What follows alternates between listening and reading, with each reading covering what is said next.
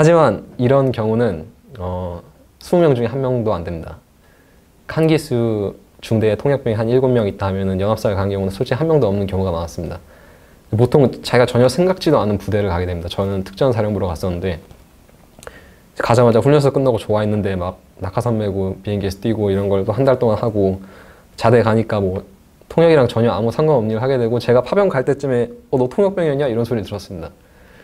그런 걸 모르는 경우가 굉장히 많습니다. 그래서 어학병 시험을 보시되 기대를 많이 하지 말라는 말을 하고 싶습니다. 내가 어학병 시험을 봐가지고 어학병을 가기 때문에 엄청 편하고 자유시간도 받고 일반 육군이랑 다르다 이런 생각은 하지 않으시고 대신 확실한 장점은 분명히 있습니다. 어학병을 가면은 저처럼 이제 사령부나 이런 큰 부대로 가게 될 확률이 높습니다. 최소 뭐 어디 뭐 전방이나 이런 군대는 가지 않으니까 그런 면에서만으로 가치는 충분하다고 생각을 합니다. 그리고 기대치가 높으면은 무조건 만족하기가 힘듭니다. 내가 이만큼을 기대하고 왔는데 가서 만난 현실이 이렇다 이러면은 이만큼의 불만이 생기고 그런 게 또 표출이 되면은 선임들한테 안 좋게 보이고 간부들한테 안 좋게 보이고 그게 계속 악영향을 미칩니다. 애초에 이만큼 기대하고 가면은 이 정도 되는 현실 만나더라도 만족을 할 수 있기 때문에 여러분들 군생활 하는 데 있어서도 많이 도움이 될 거라고 생각을 합니다. 군대에서 제가 느낀 것 중에 가장 중요하다고 생각하는 거는 이거는 제가 특전사라서 특전사 간부 위주의 체계이기 때문에 간부들의 생각도 많이 반영된 게 있습니다. 군대에서 가장 중요한 건 남한테 피해를 주지 않는 겁니다. 예를 들면은 남한테 피해를 주지 않는다는 원칙만 잘 지키시면은 욕을 먹는 일은 이상한 사람 만나지 않으면 없다고 생각하시면 됩니다. 예를 들면 가장 흔한 게 뭐 시간 약속 같은 거 저는 원래 한 20-30분 늦는 게 굉장히 기본이었는데 그것도 남에게 20-30분의 피해를 주는 거지 않습니까? 항상 약속 시간보다 10분 먼저 가고 이런 습관들을 다 들이시게 되고 남에게 피해를 주지 않는 거 그거를 잘 기억하시면은 그리고 평소에도 그 생활 습관을 유지하려고 하시면은 군대 가서 생활하는데 그렇게 큰 지장은 없으실 겁니다. 군대는 바깥 생활을 하다가 가시면은 되게 냉정하다고 생각하실 수가 있습니다. 왜냐면은 전 처음 나갔을 때 누가 휴가를 어떻게 신청해야 되고 휴가는 뭐 2주 전에 신청해야 되고 넌 휴가를 뭐뭐 쓸 수 있다 이렇게 알려주는 사람이 있을 줄 알았습니다. 그런 사람 없습니다. 자기가 다 휴가 계획을 짜야 되고 내가 어떤 휴가를 쓸 수 있고 어떻게 나갈 수 있는지 이런 걸 다 알아보셔야 됩니다. 예를 들면 특전사 같은 경우는 한 달에 한 번 외출 외박을 주는데 전 이런 게 있는지 몰랐습니다.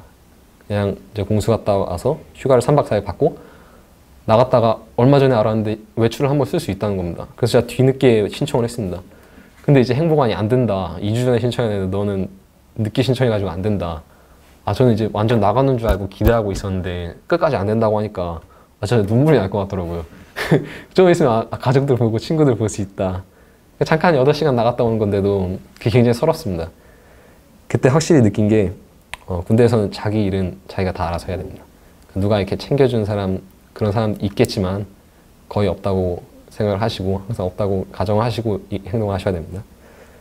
그리고 자신의 책임을 다 하고 성실히 살아야지만 1인분을 한다고 인정을 받고 대우를 받습니다. 그렇게 못하면 이제 뭐 관심병사 이런 소리 들으면서 그 생활이 굉장히 힘들어질 수 있습니다.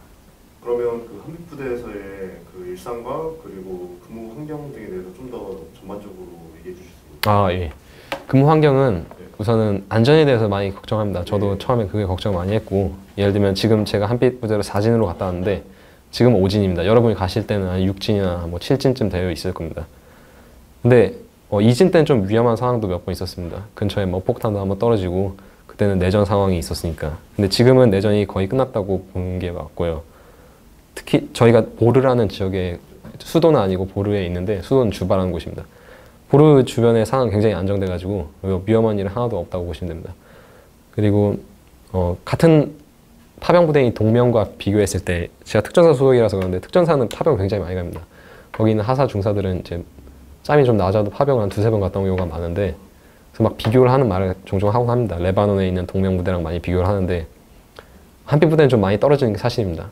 그래서 경쟁률도 낮고 일단 먹는 거부터 시작해서 먹는 거가 거기가 도로가 안 좋아가지고 현지에 있는 뭐 고기나 음식 같은 걸 구해가지고 유엔에서 나오는 보급품이랑 같이 요리를 하는데 정말 별로 맛이 없습니다. 그래서 저는 살이 그냥 빠졌습니다. 먹다가. 그리고 뭐 도로 같은 것도 아스팔트가 하나도 없고 다 흙먼지 흙바닥이고 이래가지고 굉장히 불편합니다. 밖에 이제 마을 같은 데 나가셔도 아시겠지만 거의 TV 뭐 블러드 다이아몬드 이런 데 나오는 그런 난민촌이라고 생각을 하시면 됩니다. 수도를 가도 뭐 한 5층 이상 건물 찾아보기가 힘듭니다. 거의 다 단층 건물에다가 이제 난민들 돌아다니고 그런 수준입니다. 근데 반면에 제가 들었을 때 레바논 이런 동명부대는 음식부터 시작해서 뭐 장난 아니라고 정말 좋다고 합니다. 한빛부대 제가 올 때쯤에 그 식당도 새로 지었고 헬스장도 새로 지어서 그리고 지금 제가 있을 때보다 좀 괜찮은 것 같습니다. 그리고 파병 부대 내에서 예. 파병 부대 내 어학병 보직에서 어학병 출신이랑 어학병 출신이 아니신 분이랑의 비율이 어떻게 되나요? 저도 좀 놀랐던 게 통역병이 별로 없습니다. 아, 없습니다. 예, 오히려 통역병이라는 게 있는지도 모르고 그냥 왔다가 해외에서 막 영어 하고 영어 잘하는 사람들 그런 사람들 그냥 써가지고 오기도 합니다. 근데 그거는 예, 꼭 어학병일 필요는 없는 것 같습니다. 근데 어학병이면 아무래도 이제 그런 파병을 쓸만한 조건이 되는 사령부에 가는 경우가 많으니까 그런 면에서는 또 이득입니다. 파병 갈 때 어학병 티오브 뭐 이런 게 따로 있는 건가요? 아니면 그런 건 없습니다. 그런 건 없어요? 예, 말씀드렸듯이 공통 지원 보직이라서 뭐 소총수도 쓸 수 있고 지뢰병도 쓸 수 있고 다 쓸 수 있습니다. 역할이 틀린 거잖아요. 근데 이제 영어를 하면 된다는 측면에서는 똑같으니까 그냥 영어만 할 줄 알면은 다 된다고 그렇게 판단을 하고 있습니다. 보직이 공병이 아니더라도 공대 출신이라는 공대를 나왔던가. 그거는 안 됩니다. 이제 통역병은 제가 말했듯이 공통이라서 그 공통이라고 가로에 써져 있습니다. 자기가 그 보직에서 일정 시간 이상 근무한 경험이 있어야 됩니다. 예를 들면 운전을 모진한다 그러면 운전병 특기를 가지고 있어야 되고 운전 시간이 뭐 몇 시간 이상, 운전 거리가 만 킬로 이상 이런 식으로 조건이 있습니다. 그래서 좀 통역병 경쟁률이 상대적으로 높긴 합니다. 아무나 다 쓸 수 있으니까. 8개월 그 파병하고 앞뒤로 뭐 훈련 1개월 이렇게 되는 훈련하고 갔다 와서 그러니까 파병 전에 1개월 이렇게 되는 건가요? 파병 전에 소집 교육이라는 게 있습니다. 그게 보통 5주 정도 됩니다. 국제평화유지단이라고 특전사 소속의 인천에 있는 부대에 가가지고 5주 동안에 파병 가가지고 어떻게 해야 되는지 그런 교육을 받습니다. 그 다음에 8개월 동안 파병제에 가서 하시고 와서 그냥 1개월 동안 자유롭게 휴가를 나가시는 겁니다. 그게 다 포함해가지고 대충 넉넉 잡아서 1년이라고 말하는 겁니다. 한빛부대 내에서 무슨 일을 하시는지. 저는 이제 거긴 통역병을 한 8명 정도 뽑는 것 같습니다. 저는 경비대 소속 통역병이었는데 저는 위병소에서 대기를 하고 있다가 위병소에 업무가 있어서 찾아온 사람들의 통역을 해주는 일을 했습니다. 보통 뭐 간단하게 무슨 일로 오셨냐, 그래서 누굴 찾고 있다 하면은 다시 돌아가서 전화나 무전으로 누구누구 찾으러 왔다, 지금 위병소로 와달라 이렇게 얘기하는 그 정도 일을 했습니다. 그리고 또 평소에 쉴 때는 이제 영해작전이라고 해서 뭐 마을에 대민 의료 지원이나 그러니까 구호품 나눠주는 거나 아니면은 뭐 경호작전 같은 걸 하는 경우가 있습니다. 그때 나가서 이제 통역 역할을 하기도 하고 가끔 누가 아프다 그러면 남수단에 뭐 좋은 병원 시설이 없기 때문에 우간다를 한번 간 적도 있습니다. 우간다로 비행기를 타고 넘어가가지고 거기 의사랑 통역을 하는 겁니다. 이 환자가 무슨 일 때문에 왔다, 뭐 협조를 해달라 이런 식으로 그 정도 하는 겁니다. 근데 이제 지통실 같은데 근무한 통역병 같은 경우는 뭐 유엔에 있는 뭐 교전 수칙 매뉴얼 뭐 이런 매뉴얼 같은 거 번역하는 일도 하고 또 뭐 남수단에 있는 뭐 고위 공무원들 부대 방문했을 때 그런 거 통역해주는 역할도 하고 실제로 통역 업무가 꽤 있는 걸로 알고 있습니다. 사실 자대에 있을 때는 통역병 대우를 못 받는 경우가 많은데 자대 거기 가면은 영어가 진짜 무기이기 때문에 굉장히 대우를 잘 받습니다. 한빛부대가 혹시 다른 부대랑 같이 합동해서 한 겁니까? 아니면 한빛부대만 지원한지? 다른 한국 부대 말씀이십니까? 아니면 다른 한국 부대 아니면 또 다른 나라라든지? 그 유엔군 소속으로 가면은 저희가 있었던 거는 운미스라는 곳이었는데 United Nations Mission in South Sudan의 줄임말입니다. 거기 뭐 다국적군이 다 있습니다. 뭐 인도에서 온 군대도 있고 뭐 네팔, 스리랑카 이런 여러 군대에서 온 군대가 있는데 그 중에서 하나의 중대입니다. 그 다른 부대랑 그 같이 협동해가지고 일하는 경우도 많이 있습니다. 그래도 좀 한국 부대가 배타적이고 좀 폐쇄적인 성격이 있어가지고 그렇게 막 어울리거나 그러지 않습니다. 예를 들면은 스리랑카, 네팔, 인도 이런 군들은 다 부대를 개방해 놨습니다. 서로 막 밤 되면 어울리고 막 놀고 이랬는데 다른 나라 부대들끼리 예, 근데 저희 한빛 부대는 이렇게 막 방벽을 이렇게 쳐놓고 나가는 것도 굉장히 통제하고 이래서 또 차량 들어올 때마다 방역도 했습니다. 이렇게 뿌리는 걸로. 그 정도로 지금 굉장히 철저하게 해서 또 한국 그게 굉장히 보수적이지 않습니까? 사고 하나 터지면 다 난리 나고 이래가지고 그런 면이 있습니다.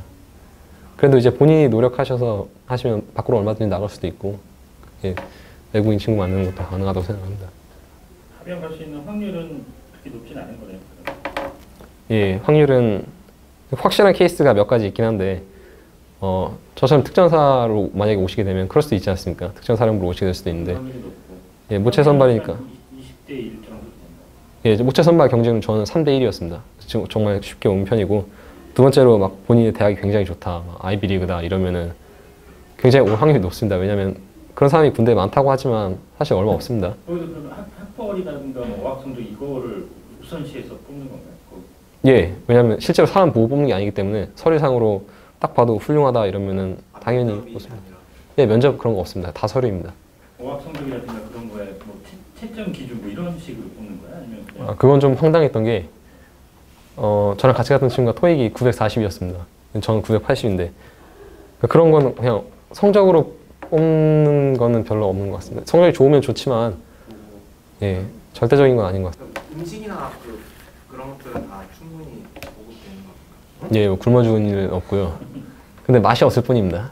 근데 만약에 동명부대를 가신다 이러면은 행복한 군생활 할 수 있습니다. 평소 자대에 먹는 것보다 몇 배는 맛있고 한빛부대로 오시면은 비슷하거나 그 이하라고 생각하시면 한국 취사병들이 쌀 같은 거 어디서 다 구해옵니다. 그래도 아, 밥은 물론 막 이제 눅눅하고 그런 경우가 많긴 한데 그래도 음식은 예, 한국 음식입니다. 그리고 한빛부대는 과자 같은 것도 뭐 일주일에 한 번 뭐 바나나킥, 새우깡 이런 거 하나씩 줍니다. 예, 지금은 이제 거들떠도 안 보시겠지만 가면은 그거 하나 때문에 싸움 납니다. 만약에 파병이 돼서 예.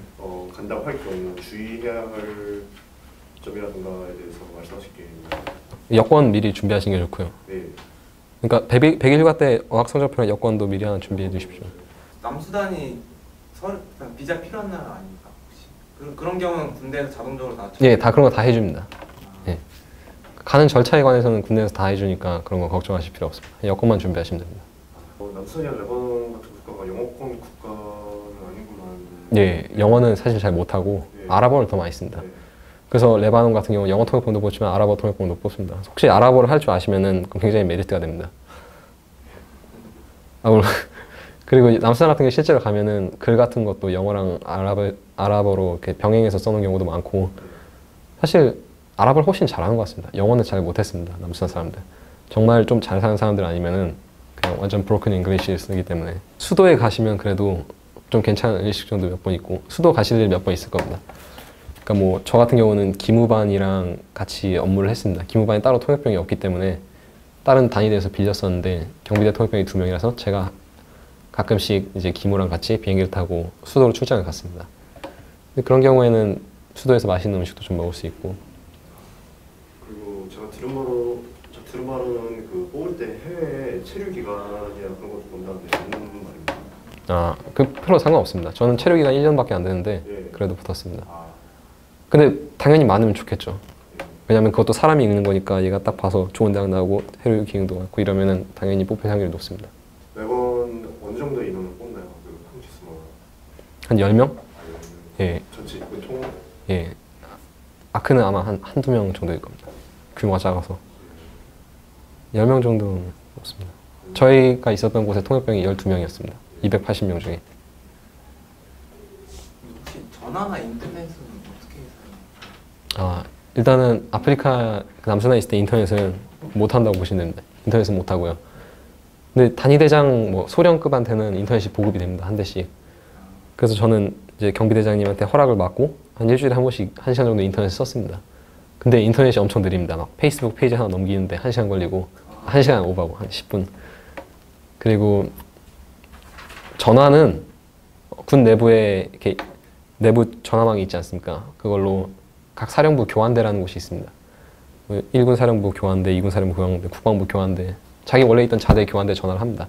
그러면 이제 교환원이 받습니다. 그러면 일반 전화 하고 싶은데 어디 번호로 연결해 주세요 이러면은 연결해 줍니다. 그런 식으로 저는 한국에 전화했습니다. 실제 전화는 크게 문제 없는 것 같습니다. 고맙습니다. 예, 고생하셨습니다.